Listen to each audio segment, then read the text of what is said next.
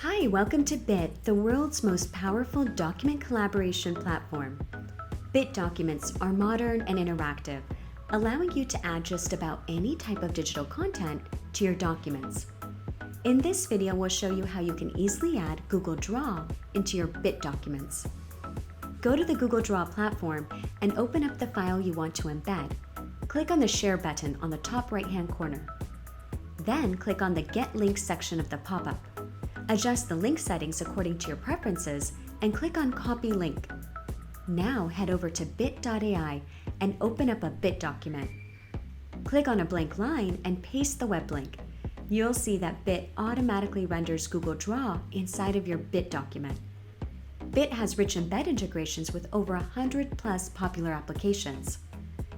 To learn more about our other integrations, watch our other videos. Bit.ai, the world's most powerful document collaboration platform.